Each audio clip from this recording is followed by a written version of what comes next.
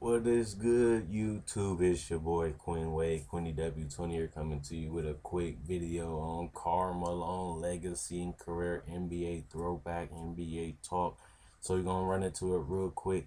He is a top 50 player of all time, one of the best power forwards of all time.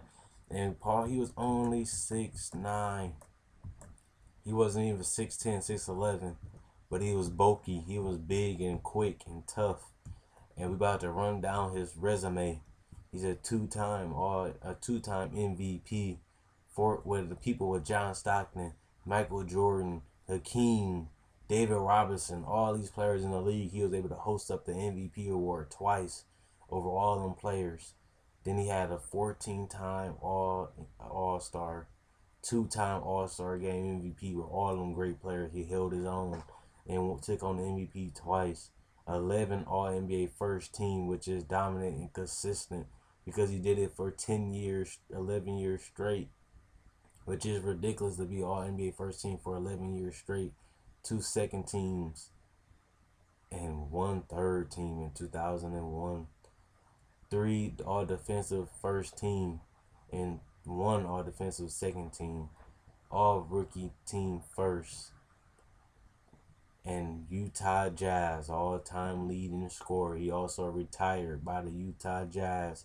He ended his career with 36,000 points, 14,000 rebounds. He averaged 3.5 assists, and he finished with 5,000 assists for a career as a power forward, which is good. He finished his career averaging 25 and 10 for a career, which is ridiculous numbers for a career average. But we about to run down what he does. He was a pick and roll demon. You couldn't do shit against Karl Malone. He was just so quick, so crafty. He had good footwork in the post, good footwork on the drive. He knew how to lay up. He knew when to finish. He knew when to drive. He knew when to turn around. He knew how to use his ball, his feet. He knew how to use his feet. He knew when to shoot. He knew when to drive. He knew when to spin move. He knew when to go straight at you. He knew when to go around you. He was just smart, and he just knew his footwork. He just knew when to explode. He just knew the game. He just was a fundamental master, and he was patient when he scored. He shot over 50% from the field. He picked his spots. He knew when to shoot. He knew when to drive. He knew when to pass it out. He was a smart, high basketball IQ player. Anytime you're shooting 50%, you got a high basketball IQ, which is key to being successful in shooting 50%. Having to know when to pass, when to score, and when to throw the ball out, and when to get the ball back. And he mastered that.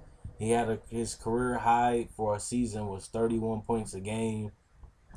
We about to show you how consistent and how dominant Karl Malone was through 18 years in his career. He started off his season scoring 14 points and 8 boards and 3 assists and 1 steal. Then he went up to 21, 27, 29, 31, 29, 28, 27, 25, 26, 25, 27, 27, 23, 25. And then when he was 37, he still put up 23 points per game. When he was 38, he still put up 22 points per game. When he was 39, he still put up 20 points per game. When he was old and he was 40 years old on his way out, he still put up 13 points per game at the age of 40. What player do you know that can average 25 points a game at 36, let alone 20 points per game at 39? He was a consistent freak.